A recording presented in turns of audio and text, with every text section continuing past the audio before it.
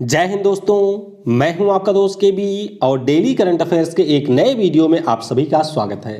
तो आज की इस वीडियो में हम 29 नवंबर 2020 से जो भी महत्वपूर्ण प्रश्न आपकी परीक्षाओं में पूछे जा सकते हैं उन सभी प्रश्नों को डिस्कस करेंगे। तो आइए इस वीडियो की शुरुआत करते हैं। पहला प्रश्न है, नवंबर 2020 में किस राज्य की सरकार ने जगनन्ना थोडू स्कीम को लॉन्च किया?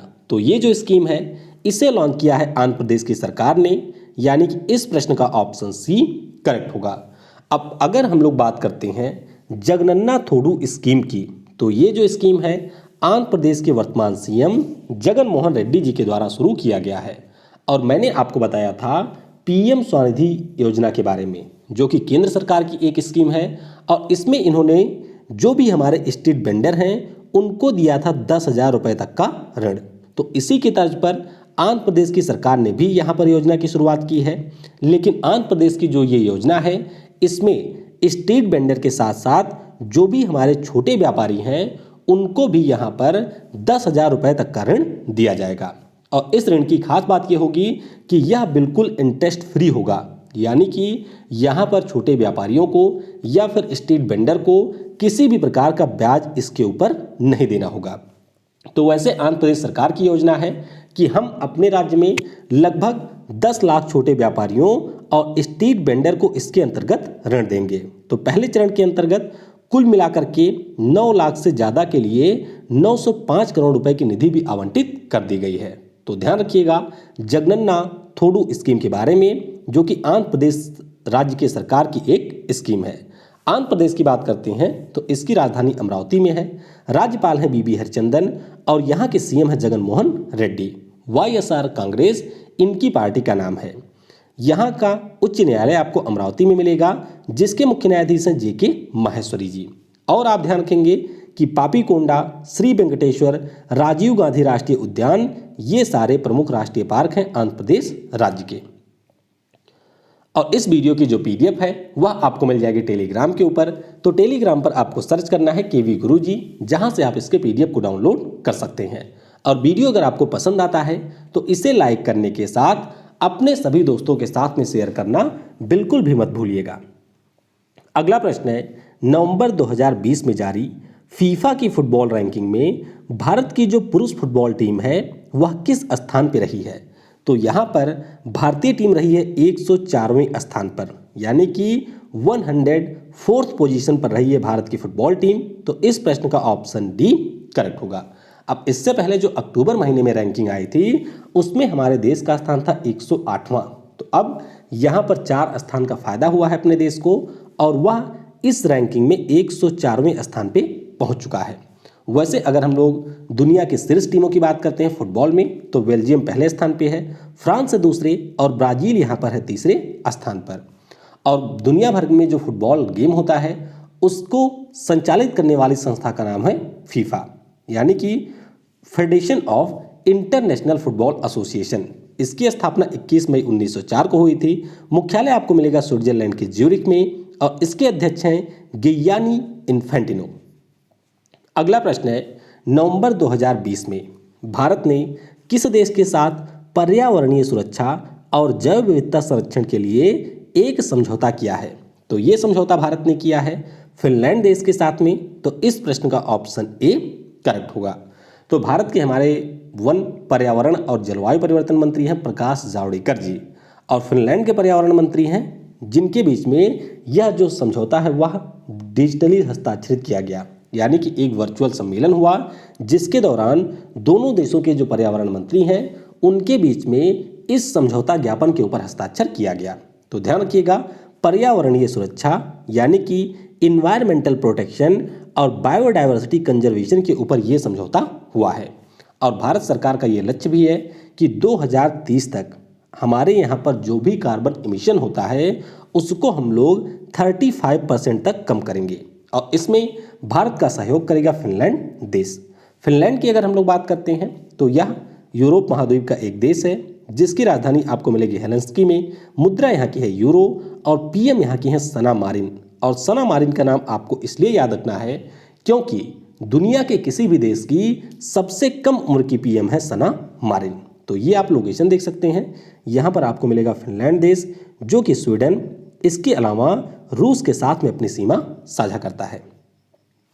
अगला प्रश्न है, नवंबर 2020 में खेल मंत्रालय ने भारतीय तीरंदाजी संघ को राष्ट्रीय खेल संघ के रूप में मान्यता दी। इसके वर्तमान अध्यक्ष कौन हैं? तो इसके वर्तमान में अध्यक्ष हैं हमारे जनजातीय मामलों के मंत्री अर्जुन मुंडा जी। तो इस प्रश्न का ऑप्शन बी करेक्ट होगा। अब यहाँ पर आप देख रहे होंगे कि खेल मंत्रालय के द्वारा जो भारतीय तीरंदाजी संघ है, यानी कि आर्चरी एसोसिएशन ऑफ इंडिया है, इसे राष्ट्रीय खेल संघ के रूप में मान्यता दी गई। तो आपके मन में सवाल ये आ सकता है कि क्या अभी तक इसको राष्ट्रीय खेल संघ के रूप में मान्यता नहीं मिली थी? तो इसके लिए आपको थोड़ा सा पीछे चलना होगा। पिछले साल अगर आपको याद हो तो हम लोगों ने डिस्कस किया था कि जो वर्ल्ड आर्चरी है उसके द्वारा हमारे देश का जो तीरंदाजी संघ है इसको निलंबित कर दिया गया था। निलंबित किए जाने के पीछे का कारण क्या था? कारण ये था कि इसके अध्यक्ष पद का चुनाव होना था और दो लोगों ने यहाँ पर क्लेम कर दिया था, यानी कि दो पार्टियां थी जिनके द्वारा इसकी अध्यक्षता के ऊपर क्लेम किया गया था।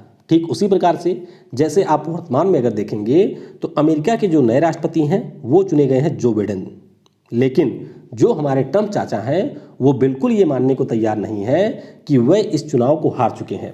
तो हो सकता है कि आगे चल करके इसमें कुछ विवाद देखने को मिले। तो ठीक उसी प्रकार से विवाद हो गया था भारतीय तीरंदाजी संघ के अध्यक्ष पद को लेकर के, और इसीलिए वर्ल्ड आर्चरी ने पिछले साल इसको निलंबित कर दिया था। तो जनवरी 2020 में जाकर के इसका चुनाव होता है, जिसमें हमारे जनजातीय मामलों के जो मंत्री हैं अर्जुन मुंडा जी, वह इसके अध्यक्ष चुन लिए जाते हैं। और अब जाकर के हमारे खेल मंत्रालय के द्वारा इसको एक राष्ट्रीय खेल संघ के रूप में मान्यता दे दी गई है। बाकी अगर हम भारतीय तीरंदाजी संघ की बात करते हैं तो इसकी स्थापना 8 अगस्त 1973 को हुई थी। मुख्यालय इसका आपको मिल जाएगा दिल्ली में। अगला प्रश्न है, इसरो किस स्पेस एजेंसी के साथ मिलकर गगनयान मिशन के लिए temporary ground station tracking facilities की स्थापना करेगा? तो ये स्थापना करेगा इसरो ऑस्ट्रेलियन स्पेस एजेंसी के साथ में मिलकर के। तो इस प्रश्न का ऑप्शन डी करेक्ट होगा। अब यहाँ पर थोड़ा सा समझते हैं कि ये पूरा मामला है क्या। आपको मैं कई बार बता चुका हूँ गगनयान मिशन के बारे में, और गगनयान मिशन जो कि दिसंबर 2022 में इसरो के द्वारा प्रस्तावित है। ये मिशन होगा क्या? तो इस मिशन की लागत होगी लगभग 10,000 करोड़ रुपए, और इस मिशन के अंतर्गत जो हमारे यहाँ की स्पेस एजेंसी है जिसका नाम है इसरो, उसके द्वारा अपने देश से पहले व्यक्ति को स्पेस में भेजा जाएगा। हालांकि राकेश शर्मा हमारे देश के पहले व्यक्ति हैं जो स्पेस में पहुंच चुके हैं, लेकिन आपको याद ही होगा कि इनको भेजा था रसिया ने, यानी कि यूएसएसआर के द्वारा उस समय भेजा गया था। तो इसरो का प्लान है कि हम अपनी तरफ से पहले व्यक्ति को भेजेंगे। अब यहाँ पर जो हमारे एस्ट्रोनॉट जाएंगे, यानी कि जो भी हमारे व्यक्ति भारत से जाएंगे स्पेस में, उन सभी व्यक्तियों को ट्रेनिंग दी जा रही है रूस के द्वारा। वहीं पर जो हमारे फ्लाइट सर्जन होंगे, यानी कि जो डॉक्टर वगैरह होंगे, उनको ट्रेनिंग दे रहा है फ्रांस। तो अब इसरो ने समझौता किया है ऑस्ट्रेलियन स्पेस एजेंसी के साथ में, और इस समझौते के अंतर्गत इसरो ऑस्ट्रेलियन स्पेस एजेंसी के साथ में मिलकर के ऑस्ट्रेलिया में temporary ground station tracking facilities को बनाएगा। अब ये काम क्या करेगा? तो इसका मुख्य रूप से काम होगा कि जब एक बार मिशन को लॉन्च कर दिया गया तो उसके बाद में जो भी हमारे एस्ट्रोनॉट हैं उनसे जो कनेक्टिविटी होती है, या फिर जो हमारे पूरे स्पेस का ट्रैफिक सिस्टम होता है, उसको प्रबंधन करने के लिए इसकी स्थापना की जानी है। ऑस्ट्रेलिया का चुनाव इसलिए किया गया है क्योंकि अगर हम लोग बात करते हैं ऑस्ट्रेलिया की, तो आप पाएंगे कि ये आपको पूरे विश्व से अलग मिलेगा। एक द्वीपीय टाइप का देश है, और यहाँ का जो पूरा ज्योग्राफिकल लोकेशन है, या फिर अगर हम लोग यहाँ पर पॉल्यूशन की बात करते हैं, तो ये सारी चीज़ें यहाँ पर आपको कम देखने को मिलेंगी, और इसीलिए ऑस्ट्रेलिया का चुनाव किया है इसरो ने। तो आपको ध्यान रखना है कि गगनयान मिशन के लिए यहाँ पर समझौता किया है ऑस्ट्रेलियन स्पेस एजेंसी से इसरो ने। अगला प्रश्न है, केंद्रीय पर्यावरण मंत्रालय ने किस राज्य में 1100 करोड़ रुपए के Song dam drinking water project को मंजूरी दी है? तो ये जो प्रोजेक्ट है ये है उत्तराखंड राज्य का, यानी कि इस प्रश्न का ऑप्शन ए करेक्ट होगा। अब यहाँ से आपको कई सारी चीज़ें ध्यान रखनी है। सबसे पहले हम बात करेंगे सौंग डैम की। तो आपको ये ध्यान रखना है कि जो सौंग डैम यहाँ पर है उसका निर्माण किया जाएगा सोंग नदी पर। किस पे? सोंग नदी पर इसका निर्माण किया जाएगा। सोंग नदी कहाँ पर है? तो ये आपको मिलेगी देहरादून में। देहरादून जो कि राजधानी है उत्तराखंड की, यहाँ पर आपको मिलेगी सोंग नदी। अब सोंग नदी के बारे में आप ये थोड़ा सा ध्यान रखेंगे कि मान लीजिए ये हमारी गंगा नदी है। गंगा नदी की एक सहायक नदी है जिसका नाम है सुसवा। क्या नाम है? सुसवा। और इस सुसवा नदी की सहायक नदी है सोंग नदी। तो इसी के ऊपर यहाँ पर सोंग डैम का निर्माण किया जाएगा। अब इसका काम क्या होगा? तो इसका मुख्य रूप से दो लक्ष्य है। पहला टारगेट यह है कि जो भी देहरादून के लोग हैं उनको पीने के लिए स्वच्छ जल उपलब्ध कराया जाए। और दूसरा यहाँ पर मामला है कि जो रिस्पना नाम की नदी है उसका भी रिवाइवल किया जाए, यानी कि उसका पुनरुत्थान किया जाए, और इसी के लिए इसको मंजूरी दी गई है। तो ध्यान रखिएगा, सोंग बांध जिसकी ऊंचाई 148 मीटर होगी और इसके द्वारा 6 मेगावाट ऊर्जा का उत्पादन भी किया जाएगा। तो आपको इसके बारे में ध्यान रखना है कि अब हमारे पर्यावरणीय मंत्रालय के द्वारा इस प्रोजेक्ट को मंजूरी दे दी गई है। उत्तराखंड की बात करते हैं तो राजधानियाँ आपको दो मिलेंगी। देहरादून जो कि विंटर में कैपिटल होगी, गैरसैंण यहाँ की समर कैपिटल होगी। राज्यपाल हैं बेबी रानी मौर्य, मुख्यमंत्री हैं त्रिवेंद्र सिंह रावत। लोकसभा में यहाँ की 5 सीटें हैं, राज्यसभा में 3 और विधानसभा में यहाँ की 70 सीटें हैं। उच्च न्यायालय आपको मिल जाएगा नैनीताल में और मुख्य न्यायाधीश इसके हैं रवि मालिमत। 9 नवंबर 2000 को उत्तर प्रदेश से अलग होकर के इसकी स्थापना हुई थी। बाकी ये सारी चीज़ें भी आपको ध्यान रखनी है, जैसे कि साक्षरता रिपोर्ट में ये तीसरे स्थान पर रहा। एग्रीकल्चरल लैंड लीजिंग पॉलिसी को लागू करने वाला पहला राज्य बना है। अभी यहाँ पर भारत के पहले मास पार्क की भी स्थापना की गई है। हल्द्वानी में सबसे बड़ा जैव विविधता पार्क भी बना है। भारत का जो पहला कवक यानी कि लाइकेन पार्क है उसे भी यहाँ पर विकसित किया गया है। हिम तेंदुओं के लिए संरक्षण केंद्र बनाने वाला देश का पहला राज्य भी बना है। जो भी हमारे प्रशिक्षित युवा हैं उनको रोजगार देने के लिए होप पोर्टल भी यहाँ पर लॉन्च किया गया। चंबा सुरंग का उद्घाटन किया था नितिन गडकरी जी ने। भारत का जो पहला ग्लास फ्लोर ब्रिज है उसका भी निर्माण किया जा रहा है उत्तराखंड में। और कुछ समय पहले हमने पढ़ा था कि डोबरा चंटी नाम का जो ब्रिज है उसका भी निर्माण किया जाएगा उत्तराखंड में। तो ये सारी चीज़ें भी आपको उत्तराखंड से याद रखनी है। अगला प्रश्न है, नवंबर 2020 में किस राज्य में ब्रू जनजातियों को विशेष रूप से कमजोर जनजातीय समूह यानी कि पार्टिकुलरली वर्नरेबल ट्राइबल ग्रुप्स के रूप में मान्यता दी गई? तो इनको मान्यता दी गई है त्रिपुरा राज्य में। तो इस प्रश्न का ऑप्शन सी करेक्ट होगा। अब अगर आप करंट अफेयर्स को काफ़ी समय से फॉलो कर रहे होंगे तो आपको इस समुदाय के बारे में पता होगा। अब ब्रू जनजातियों की अगर हम लोग बात करते हैं तो ये मुख्य रूप से हैं म्यांमार के। कहाँ के हैं? म्यांमार के। तो म्यांमार से ये सारे लोग चले आए थे, जिनमें से अधिकांश अपने आप को हिंदू में मानते हैं। और ये सारे लोग म्यांमार से आकर के बस गए थे मिजोरम राज्य में। कहाँ पर? मिजोरम राज्य में। अब मिजोरम राज्य की अगर हम लोग बात करते हैं तो यहाँ पर आपको मिजो समुदाय के लोग मिलेंगे। और मिजो समुदाय के लोगों के द्वारा इन ब्रू समुदाय के लोगों का काफ़ी ज़्यादा विरोध किया गया और इनके ऊपर काफ़ी सारी यातनाएं भी की गई, जिससे फिर वे लोग मिजोरम से भाग करके आ गए थे त्रिपुरा में। तो वैसे अगर हम लोग अपने देश में ब्रू समुदाय की बात करते हैं तो ये आपको 3 राज्यों में मिलेंगे। एक तो हमारा मिजोरम हो गया, एक है त्रिपुरा और एक है असम। तो मामला है 1997 का। 1997 में जब मिजो समुदाय के द्वारा इनका काफ़ी ज़्यादा विरोध हुआ तो उस समय ये सारे भाग करके आ गए थे त्रिपुरा में। तो त्रिपुरा में ये लोग टेंट वेंट लगा करके रहते थे। फाइनली इसी साल हम लोगों ने जनवरी में डिस्कस किया था कि जो हमारी मिजोरम राज्य की सरकार है, त्रिपुरा की जो सरकार है और हमारे गृह मंत्री हैं अमित शाह, इन सभी के बीच में एक समझौता हुआ था। और समझौते के अंतर्गत ये लक्ष्य रखा गया था कि जो भी ब्रू समुदाय के लोग हैं इनको अस्थायी रूप से त्रिपुरा में बसा दिया जाएगा। तो ये सारी चीज़ें आपको याद ही होंगी। हालांकि अभी तक इनका जो सेटलमेंट है वह कंप्लीट नहीं हो पाया है। तो अब आप ध्यान रखेंगे कि त्रिपुरा राज्य में इन्हें विशेष रूप से कमजोर जनजातीय समुदाय के रूप में मान्यता दी गई है।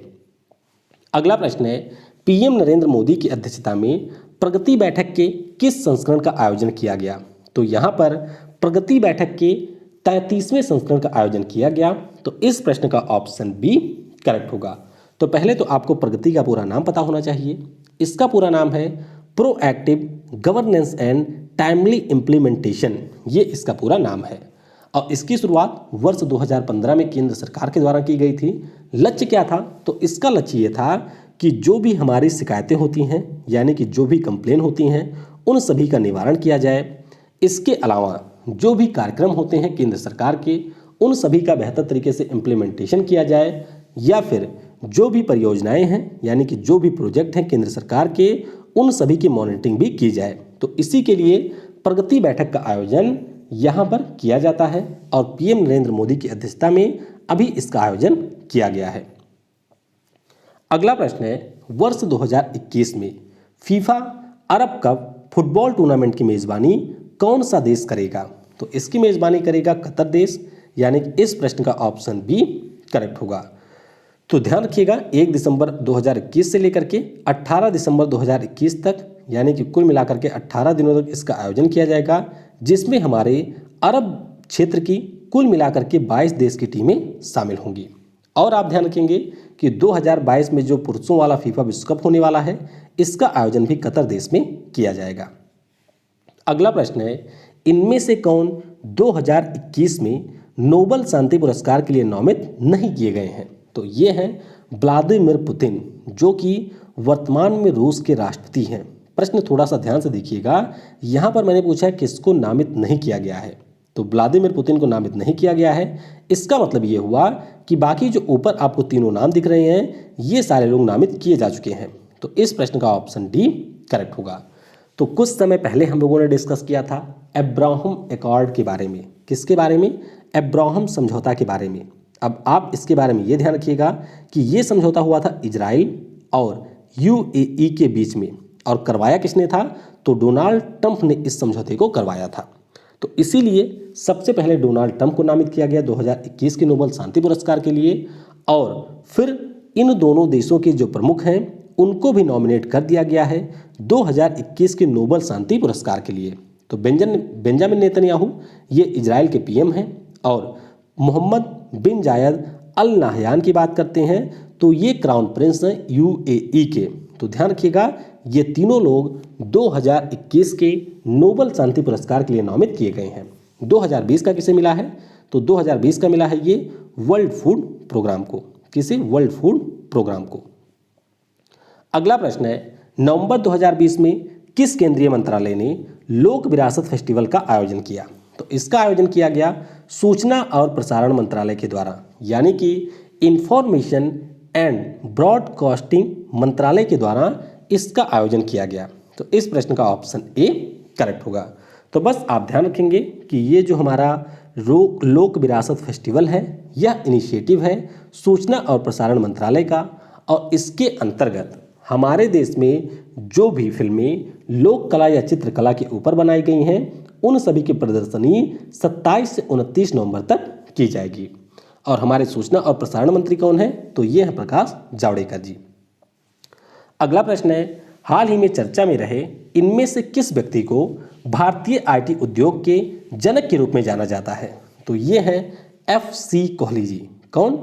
एफ.सी. कोहली जी, जिनको भारत के आईटी उद्योग के जनक के रूप में जाना जाता है। तो इस प्रश्न का ऑप्शन सी करेक्ट होगा।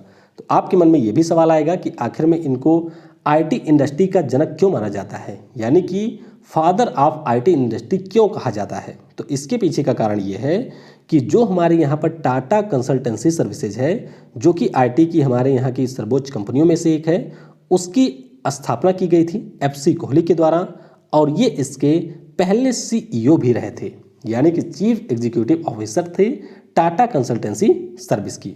और 1990 के आसपास जो अमेरिका की आईटी कंपनी है जिसका नाम है IBM इंटरनेशनल बिजनेस मशीन, इसको भारत देश में लाने में इनका काफ़ी अहम योगदान था, और इसी के लिए भारत सरकार के द्वारा पद्म भूषण पुरस्कार से भी इनको सम्मानित किया गया था। तो ध्यान रखिएगा एफ.सी. कोहली जी का अभी 96 ईयर की एज में निधन हो गया है।